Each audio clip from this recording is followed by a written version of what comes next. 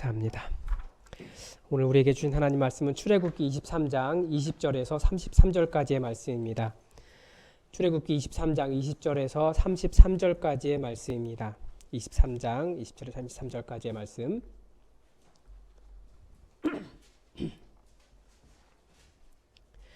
우리 하나님의 말씀을 다 함께 받들어 읽겠습니다. 내가 사자를 내 앞서 보내어 길에서 너를 보호하여 너를 내가 예비한 곳에 이르게 하리니 너희는 삼가 그의 목소리를 청종하고 그를 노엽게 하지 말라. 그가 너희의 허물을 용서하지 아니할 것은 내 이름이 그에게 있음이니라. 내가 그의 목소리를 잘 청종하고 내 모든 말대로 행하면 내가 내 원수에게 원수가 되고 내 대적에게 대적이 될지라. 내 사자가 내 앞서 가서 너를 아모리 사람과 헷 사람과 브리스 사람과 가나안 사람과 히위 사람과 여우스 사람에게로 인도하고 나는 그들을 끌으리니 너는 그들의 신을 경배하지 말며 섬기지 말며 그들의 행위를 본받지 말고 그것들을 다 깨뜨리며 그들의 주상을 부수고 내 하나님 여호와를 섬기라. 그리하면 여호와가 너의 양식과 물에 복을 내리고 너희 중에서 병을 제하리니 내 나라에 낙태하는 자가 없고 임신하지 못하는 자가 없을 것이라. 내가 너의 날수를 채우리라. 내가 내 위엄을 내 앞서 보내어 내가 이를 곳에 모든 백성을 물리치고 내 모든 원수들이 내게 등을 돌려 도망하게 할 것이며 내가 왕벌을 내 앞에 보내리니 그 벌이 히위 족속과 가나안 족속과 헷 족속을 내 앞에서 쫓아내리라. 그러나 그 땅이 황폐하게 되므로 들 짐승이 번성하여 너희를 해할까 하여 1년 안에는 그들을 내 앞에서 쫓아내지 아니하고 내가 번성하여 그 땅을 기업으로 얻을 때까지 내가 그들을 내 앞에서 조금씩 쫓아내리라. 내가 내 경계를 홍해에서부터 블레셋 바다까지 광야에서부터 강까지 정하고 그 땅의 주민을 내 손에 넘기리니 내가 그들을 내 앞에서 쫓아낼지라. 너는 그들과 그들의 신들과 언약하지 말라. 그들이 내 땅에 머무르지 못할 것은 그들이 너를 내게 범죄하게 할까 두려움이라. 내가 그 신들을 섬기면 그것이 너의 올무가 되리라. 아멘. 수요 기도의 시간에 계속해서 출애굽기를 보고 있습니다. 출애굽기는 우리의 구원의 여정과 참 비슷합니다.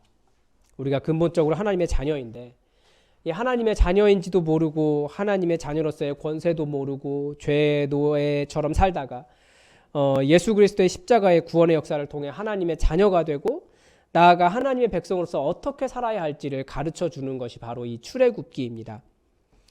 그런데 하나님의 백성에게 무엇이 있습니까? 이 출애굽기라고 하는 이름이 애굽을 탈출했다는 말이지만 사실 가나안을 향해 가는 여정이기 때문에 출애굽 가나안행 여정기라는 의미를 담고 있습니다. 그러니까 하나님의 백성에게는 출애굽만 되면 모든 것이 끝이 아니라 가나안 땅에 도달해서 가나안 땅에 도달하는 것, 거기서 하나님의 자녀로 사는 것, 그것이 목표입니다. 하나님의 백성이 되는 것이 목표예요. 그러니까 하나님의 자녀가 된다는 것은 나는 예수 믿고 구원받았어. 거기에서 모든 것이 끝나는 것이 아니라 전부가 아니라 하나님의 백성으로서 누릴 복이 약속되어 있다는 말입니다. 그래서 출애굽의 완성은 완성인 가나안 땅에 들어가는 일은 여호수아서에서 완성되지만 출애굽기는 출애굽 후 하나님의 백성은 어떤 사람이 되어야 하는가에 대해서 계속 가르쳐 줍니다. 이것이 율법, 명령, 규례 이런 단어들로 주어지고 있기 때문에 마치 하나님의 백성이 되면 해야 할 의무만 가득 찬 것처럼 마치 하나님의 백성이 되면 멍에를 매는 것처럼 그렇게 느껴지기도 하는데 하나님께서 그렇게 하시는 이유가 있지 않겠습니까? 반대로 하나님께서 왜 그렇게 하시냐라고 하면서 의심하고 또 하나님께 나를 힘들게 하시려고 그러시는가 보다 그런 시각으로 바라보기 시작하면 모든 것이 멍해고 힘든 일이지만 하나님의 근본 마음을 우리가 기억해야 돼요. 하나님은 우리를 너무나 사랑하신 아버지라는 거예요. 오죽했으면 그 하나님께서 우리를 하나님 백성 삼기 위해서 어떠한 희생을 치르셨는지를 이해한다면 우리가 하나님께서 우리에게 주시는 모든 것이 내게는 무거운 짐처럼 보인다 할지라도 사실은 그것이 오히려 복이 된다라는 것을 우리가 기대하면서 신뢰할 수 있지 않겠습니까? 하나님은 무거운 짐이나 과도한 율법을 지우시려는 것이 아닙니다.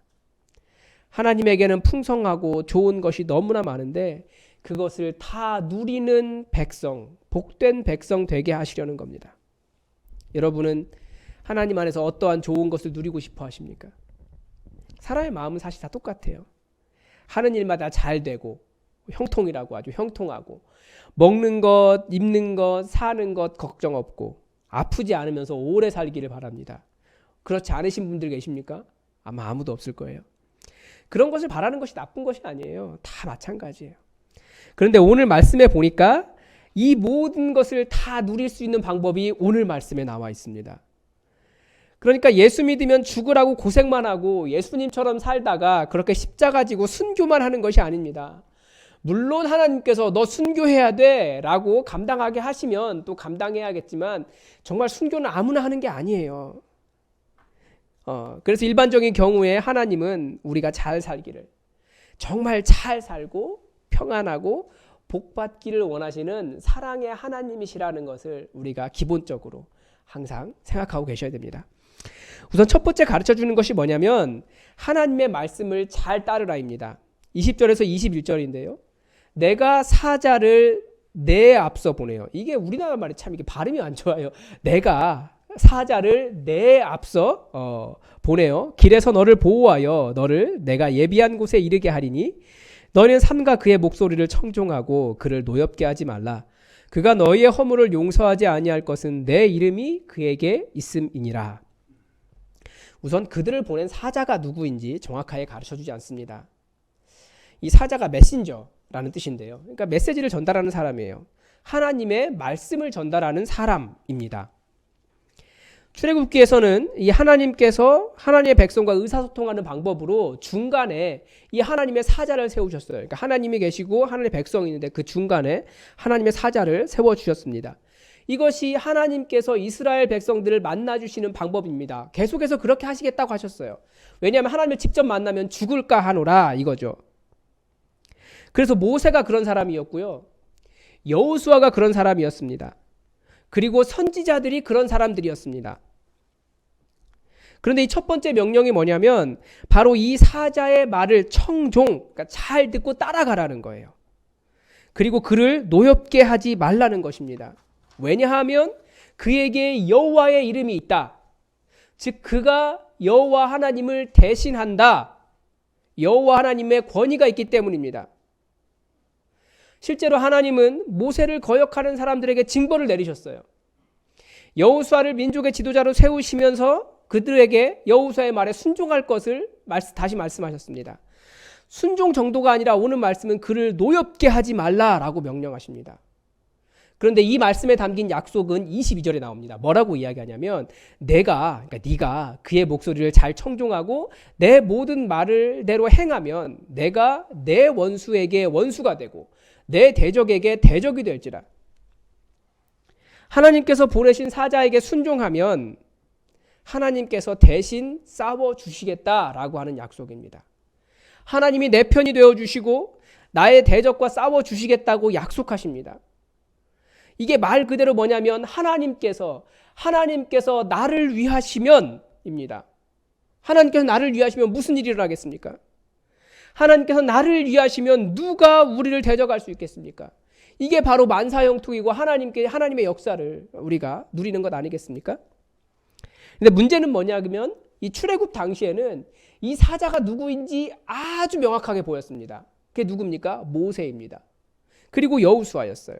그런데 문제는 우리 시대에 이 사자를 적용하기가 쉽지 않다는 거예요. 지난 교회 역사 속에서 이 사자를 당연하게 교황이나 목회자에게 적용했습니다. 지금도 그런 교회들이 많죠. 이제 우리가 장로님들을 뽑게 될 텐데 옛날에는 장로님들 훈련이 있었어요. 그게 뭐냐면 주의 종이라고 목사가 부르면 만사제 쳐놓고 5분 뒤로 달려오는 것. 절대 순종 이런 식으로 가르쳤어요. 그런데 우리가 이미 경험한 문제가 있지 않습니까? 이 목사들이 교회 지도자들이 이런 말씀을 이용해서 얼마나 자기들의 욕심을 채워왔냐는 거예요. 교회는 누가 세웠습니까? 목사가 세운 것이 아니라 모든 성도들이 다 함께 세워온 것이 교회예요. 그런데 나중에 교회가 목사 것이 되어버려서 뭐 세습을 하는데도 문제 제기하는 사람도 없고 뭐 그런 일이 생기지 않습니까? 오히려 문제 제기하면 주의 종에게 순종하지 않아서 벌 받는다고 비난했어요. 그러니까 뭐가 잘못돼도 한참 잘못된 거죠. 목사가 성적인 문제를 일으킬 때도 그 이유는 이 목사에게 절대 권력이 있기 때문에 그런 겁니다. 그런데 이런 분별의 문제는 한국 교회뿐만 아니라 구약 성경 시대에도 있었어요. 그러니까 너나 내나 현장 용어로 뭐라고 합니까? 이게 말이 되나? 이게 이렇게 개나 소나 뭐 다 선지자라 그러니까 이 사람이 진짜 하나님의 말씀을 하는 것을 어떻게 알겠느냐? 구약 시대에 살던 사람들도 고민을 많이 했다는 거예요. 그래서 선지자의 그 말이 이루어지면 진짜 선지자다. 이런 이야기를 하기 시작한 겁니다. 그래서 대선지자라고 나와 있는 뭐 이사야, 에스겔, 예레미야 전부 다 실제로 그 말씀대로 이루어졌어요. 어떻게 해요? 나라가 망했거든요.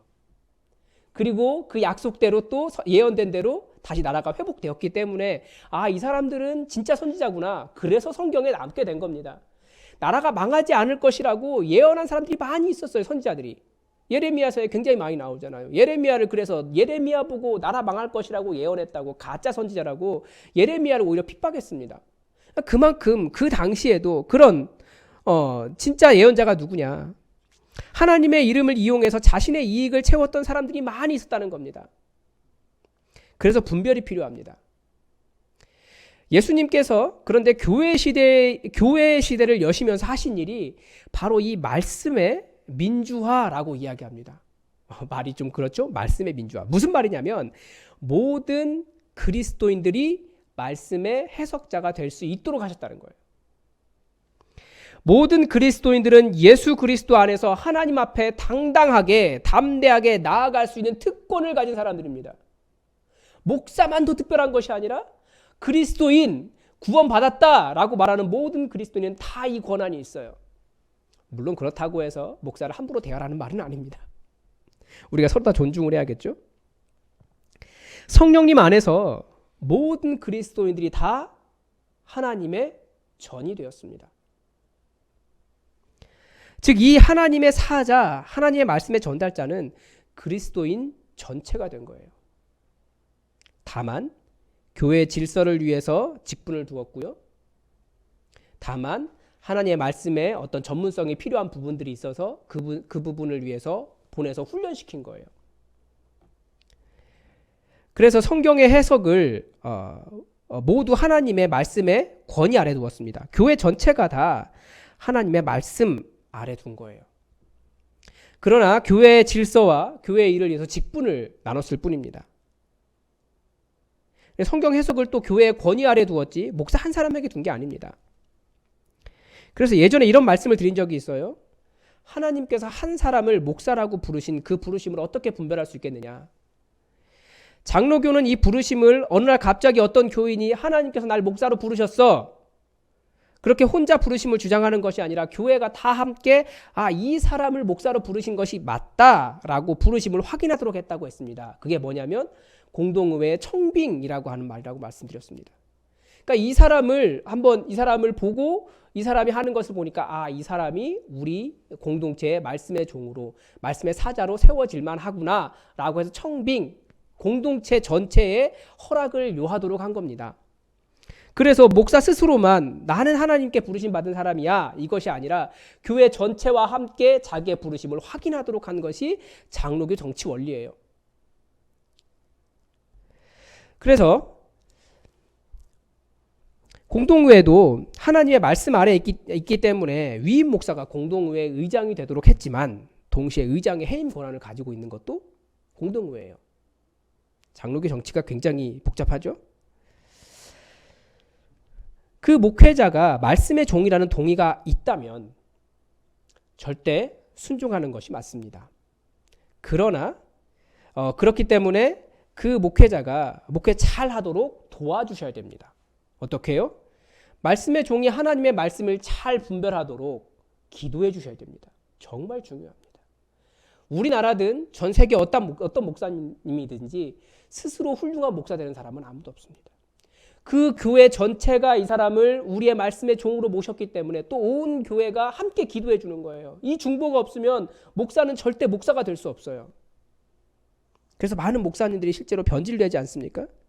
기도 열심히 해주셔야 되고요. 말씀 바르게 분별할 수 있도록, 또 말씀 사역에 전념할 수 있도록 도와주셔야 되고, 또 다른 일로 마음 쓰지 않도록 그렇게 할 필요가 있습니다. 그래서 초대교회도 사도들이 말씀과 기도에 전념할 수 있도록 집사들에게 사역을 나눴어요. 사역의 영역이 다른 거지 부르심은 다 똑같아요. 그리스도인으로서 사역의 영역만 다를 뿐입니다. 우리 교회는 더더군다나 현재 목사가 저 혼자만 있잖아요. 그래서 우리는 어떻게 하려고 합니까? 장로님들과 교구 사역을 나누려고 해요. 그러니까 장로님들이 교구 사역자가 돼야 되고요. 각 목장의 목자들은 그 목장 교회 사역자가 되어야 되고요. 교회 일은 또 집사님들과 나눠야 하고요. 권사님들은 또 성도의 형편을 살펴야 하고, 뭐 그런 우리 모두가 다 교회를 세워가는 겁니다. 이렇게 나눠서 교회를 섬길 때 교회가 건강하게 움직여 나가는 겁니다. 그러나 그 누구 하나가 또 그렇게 왕의 자리에 차지할 수는 없는 거예요. 우리는 다 예수 그리스도라고 하는 머리 밑에 있는 몸이라고요. 건물로 말하면 벽돌 한 장 한 장이고요. 목사도 마찬가지예요. 제가 얘기하는데 저는 손톱 정도 된다고 말씀드렸는데 그 정도밖에 되지 않는 사람이에요. 어떻게든지 말씀을 분별하려고 최대한 노력하고 있습니다. 근데 부족한 게 많아요. 어떻게 해야 된다고요? 여러분 저를 위해서 기도 많이 해주셔야 됩니다. 말씀 바르게 분별할 수 있도록, 변질되지 않도록. 그런데 이 모든 것에 깔려있는 전제가 뭡니까? 다시 말씀드리지만 모두가 다 말씀을 따라가는 성실한 그리스도인이라고 하는 전제입니다. 말씀의 종으로 목사가 교회에 세워졌지만 성도 모두가 말씀을 열심히 보고 또 말씀을 해석하고 공동체가 함께 나누는 거기 때문에, 함께 해석하는 거기 때문에 또 말씀을 함께 해석을 나누고 적용해야 합니다. 그래서 목장에서 같이 모이면 말씀 본 것을 가지고 또 나눠야 돼요. 혹은 이 말씀이 이게 맞느냐 서로 물어보고, 그런 가르침과 배움이 있는 곳이 되어야 됩니다. 그래서 이제 조만간 우리 교회도 제자 훈련을 하려고 합니다. 이제 언제 할지는 모르지만 나팔을 계속 불어야죠. 곧 할 겁니다. 그런데 제자 훈련에서 매주 다양한 주제를 다룰 거예요. 그런데 제자 훈련이 어떤 주제에 대해서 잘 배웠다 이게 아닙니다. 훈련이기 때문에 몸에 익히는 거예요. 뭘 익히겠습니까? 첫째는 기도하는 것을 몸에 익혀야 돼요. 둘째는 말씀 보는 법을 익혀야 됩니다. 그러니까 이 두 가지를 위해서 훈련, 이게 몸에 배이도록 반복하고 또 하고 이게 훈련입니다. 우리가 이 말씀을 따라갈 때 하나님이 약속해 주셨어요. 뭐라고요? 내가 내 원수에게 원수가 되고 내 대적에게 대적이 되겠다. 그래서 다시 생각해 보면 한국 교회가 부흥했던 비결이 새벽 기도다 이렇게 말씀드렸는데, 새벽 기도뿐만 아니라 큐티 열심히 한 교회가 보니까 부흥했더라고요. 말씀을 그만큼 열심히 보기 때문에 하나님께서 그 말씀에 적용된 삶과 함께 해주신 거예요. 그들 삶에 형통을 주셨던 것 같아요. 그래서 우리 기도하는 교회, 하나님 말씀을 따라가는 교회, 그렇게 주의 말씀을 청종하는 교회 되게 해야 됩니다. 두 번째는 본문에서 하나님께서 주신 두 번째 명령은 너는 그들의 신을 경배하지 말며 섬기지 말며 그들의 행위를 본받지 말고 그것들을 다 깨뜨리며 그들의 주상을 부수고 내 하나님 여호와를 섬기라입니다. 이 두 번째 명령에서 하나님께서 얼마나 이런 우상들을 싫어하셨는지 알 수 있습니다. 왜 싫어하셔도 이렇게 싫어하셨을까요? 저 같아도 그럴 것 같아요. 이게 다 가짜들이거든요. 존재하지 않는 것들이에요. 그리고 더 큰 문제가 뭐냐면 그들의 신에게 경배하지 말라라고 말하면서 그들의 행위에 대한 문제를 내요. 그들의 행위를 본받지 말라 해요. 고대든 지금이든 아까도 말씀드렸지만 신을 섬기는 이유가 풍요로움 때문입니다. 그런데 요즘의 종교는 더 발달했어요. 뭐가 있습니까? 사탄교라고 들어보셨습니까? 사탄교도 있고요. 호주에는 스타워즈교가 있답니다. 영화에 나와 있는 그 뭐라고 할까요? 마치 뭐가 있는 것 같은 신비로운 세계관을 종교화한 거예요. 그래서 이렇게 뭐 무예도 연습하고 뭐 그런다고 하더라고요. 우상도 시대 따라가나 봐요. 그런데 종교마다 그 풍요로움을 위해서 하는 일이 무엇인지 한번 살펴보면 하나님께서 왜 그들의 행위를 따라하지 말라고 하셨는지 알 수 있습니다. 이 고대 종교의 풍요로움을 위해서 하는 종교적인 방법이 음란함이었습니다.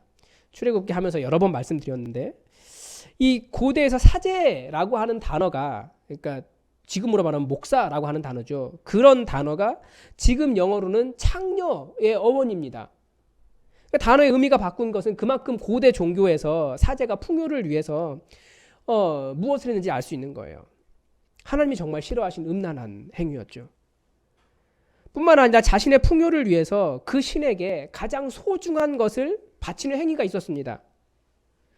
여러분에게 무엇이 가장 소중하십니까? 네. 자식이에요, 자식.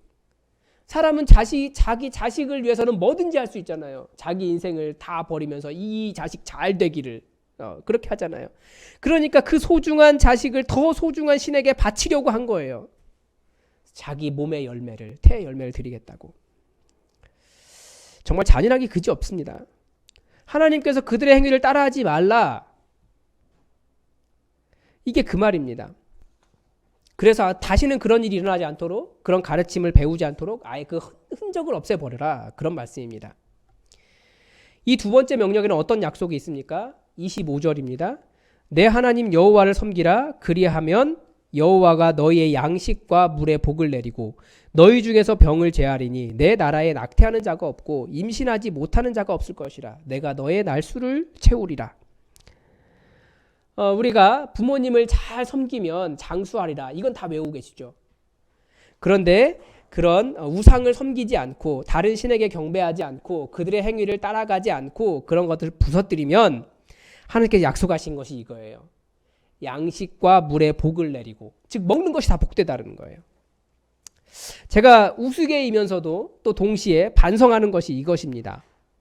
다른 사람에게 적용하면 안 되고 저 자신에게 적용하는 거예요. 저는 뭐냐면 저는 먹는 게 그렇게 복받은 사람은 아니잖아요. 저는 많이 먹어도 안 되고 입에 그 맛있는 단 것을 먹어도 안 되고 일반 사람들이 먹는 대로 다 먹어서도 안 됩니다. 아시는 대로 제가 당뇨가 있습니다.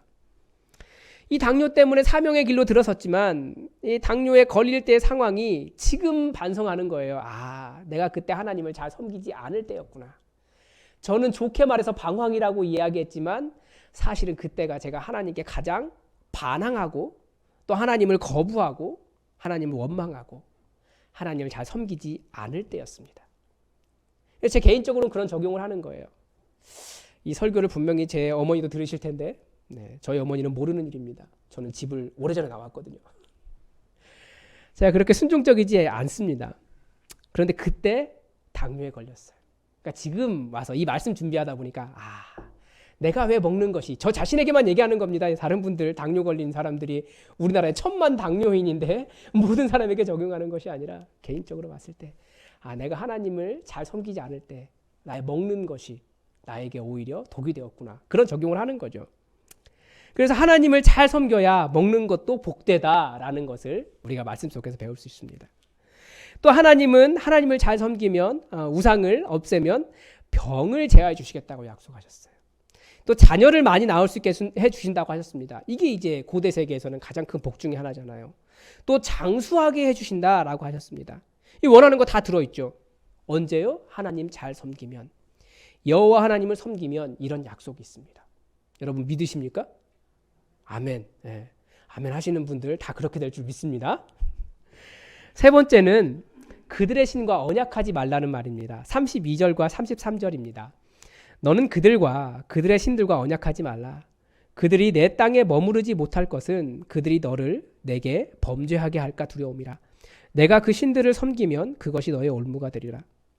그들의 신들과 언약한다는 것은 그 신의 가르침을 따르고 그 신의 백성이 된다는 의미입니다. 동시에 이 말은 여호와 하나님, 그들을 구원하기 위해서 애굽의 수많은 생명을 희생시키고 이 세상 그 어떤 사람들보다도 그들을 사랑하신 진짜 아버지 되시는 여호와 하나님을 버린다는 것과 같은 말입니다. 그들의 신들과 언약하지 말라. 여호와 하나님을 버리지 말라. 같은 말입니다. 어떤 경우에 여호와 하나님을 버리게 됩니까? 아이러니하게도 사람은 힘들 때가 아니라 잘 나갈 때 하나님을 버립니다. 어려울 때가 아니라 하나님 의지할 일이 많을 때가 아니라 형통할 때 하나님을 잘 버립니다. 오늘 본문은 마치 하나님께서 이스라엘 백성이 가나안 땅에 들어가고 나면 너희가 이렇게 할 거야 라고 미리 예견하는 것과 비슷합니다. 우리는 성경을 다 봤으니까 그 결과를 알잖아요. 그런데 이스라엘이 광야를 헤매면서 삶이 힘들었을 때는 절대로 여호와를 버리지 않겠습니다. 이렇게 말했습니다. 그런데 가나안 땅에 들어가서 삶이 편해지니까 그 땅이 알아서 곡식을 내기 시작하니까 이게 하나님이 주신 은혜였는데 그냥 되는 건 줄 알았다라는 거예요. 아니면 그 땅에 풍요의 신들 바알과 아세라를 섬기니까 주는 것인 줄 알았다라는 거예요. 그러면서 삶이 편해지고 좋아지니까 더 풍성해지니까 풍요로워지니까 여호와 하나님을 버리고 그 땅의 신들 그들의 신들 여호와를 떠나더라라는 말입니다. 그래서 신앙의 위기는 힘든 때가 아니라 삶이 편해졌을 때입니다. 신앙이 변질되는 겁니다. 한번 그런 의미에서 우리가 한 1년 전을 생각해 보십시오. 오늘 김수란 집사님이 기도할 때 말씀하셨는데 우리가 1년 전까지만 해도 사실 굉장히 곤고한 때를 살았다고 다들 이야기하시더라고요. 제가 보니까 요즘 많이 편해지신 것 같아요. 예. 조심하셔야 돼요. 편해질 때. 그래서 그때를 기억하셔야 됩니다. 그때처럼 살 필요는 없지만 그때를 기억하셔야 돼요. 가끔씩 추억해 보셔야 돼요. 우리가 얼마나 곤고한 상태였는지. 언제까지나 그런 마음으로 살 필요는 없지만 기억을 하셔야 됩니다. 성경에서는 기억이라고 하는 단어가 매우 중요해요. 그렇지 않으면 변질과 변절은 순식간에 찾아옵니다. 조금 편해지면 그렇습니다.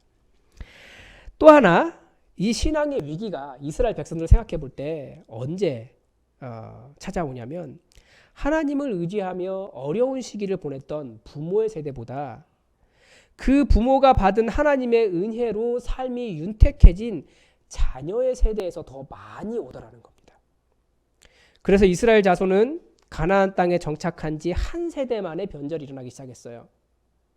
그러니까 부모 세대는 하나님 잘 섬기는데 그 다음 세대, 자녀들 세대는 그렇지 않다라는 겁니다. 우리도 그래요. 부모님은 신앙 좋은데 자녀들은 하나님 떠난 사람들이 정말 많습니다. 그런데 그 자녀들을 보면 그렇게 잘못된 경우도 별로 없어요. 그러니까 인간적으로 봤을 때 다들 괜찮아요. 부모의 입장에서는 한때 부모의 자랑거리가 될 만큼 멋있는 자녀들일 경우가 많아요. 왜 평안할 때, 잘 되었을 때 하나님을 이렇게 많이 떠나겠습니까? 물론 하나님은 나중에 그런 사람들 다 하나님께 돌아오게 하세요. 하나님의 자녀니까. 그러나 그들이 섬겨야 할 신이 바뀌었기 때문에 그렇습니다. 성경이 말해주는 것은 그렇습니다. 여호와 하나님이 양식과 물에 복을 주시고 많이 생산하게 하시고 장수하게 하신다는 것을 믿지 않고 다른 신들이, 그러니까 자기의 지식이 그렇게 해준다고 착각한 겁니다. 우리 시대는 그래요. 우리 시대 발달한 것이 많지 않습니까? 의학도 발달했고 지식도 발달했고 엄청난 경제적인 부유함이 다 여호와 하나님을 버리고 따라갈 만한 신이 되었습니다. 여기에 하나님이 없다 하는 순간 여호와 하나님을 버리기 시작하는 순간입니다. 그래서 세상 지식을 하나님처럼 절대 진리로 섬기는 순간이 뭐가 됩니까? 오늘 본문에 말하는 마지막 말씀처럼 됩니다. 내가 그 신들을 섬기면 그것이 너의 올무가 되리라. 올무는 생명을 채워가기 위해 놓은 덫이에요. 말씀을 마치겠습니다. 하나님은 우리에게 복을 주시려고 하시는 좋으신 아버지십니다. 이게 기본적인 전제예요. 항상 생각하십시오.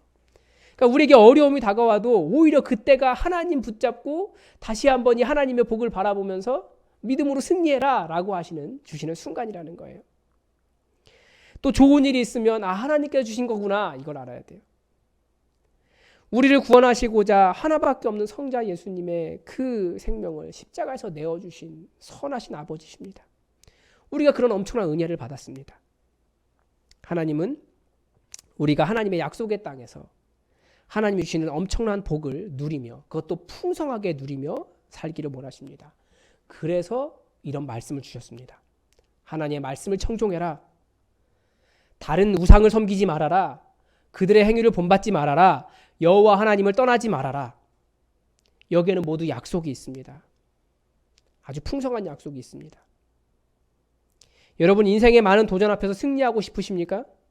여호와의 말씀에 순종하면 여호와께서 우리를 위해 싸워주신다고 약속하셨습니다. 참 우리 자녀들이 이런 말씀을 드려야 되는데요. 다른 신을 섬기지 않으면 하나님께서 먹을 것에 복을 주시고 병을 낫게 해주시고 풍성하게 채우시고 장수하게 해주신다고 하셨습니다. 믿으십니까? 이건 제 말이 아니고 말씀에 있는 겁니다. 그러나 여호와 하나님을 버리고 다른 것을 자신의 하나님으로 삼으면 생명을 잃어버리는 올무에 걸리게 된다라고 말씀은 가르쳐주고 있습니다. 여러분 이 말씀들을 잘 기억하면서 하나님께서 주시는 복을 다 풍성하게 누리시기 바랍니다. 이 복 받으라고 하나님께서 우리를 하나님의 자녀 삼아 주셨습니다. 그래서 이 복을 풍성히 누리고 우리가 정말 믿음 안에 이렇게 풍요로운 것이 있다. 정말 간증할 수 있는 믿음이 되기를 바랍니다. 우리 함께 좀 말씀을 듣고 기도했으면 좋겠습니다.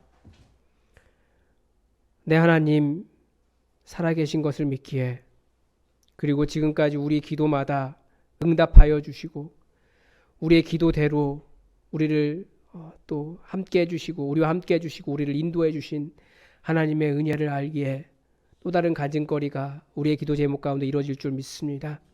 하나님 아버지 더욱더 성령으로 충만케 하여 주시고 주의 말씀으로 충만케 하여 주시고 정말 예수님께서 꿈꾸셨던 기대하셨던 진짜 교회 진짜 그리스도인 우리의 삶에 이루어지게 이 교회 가운데 이루어지게 함께하여 주시옵소서.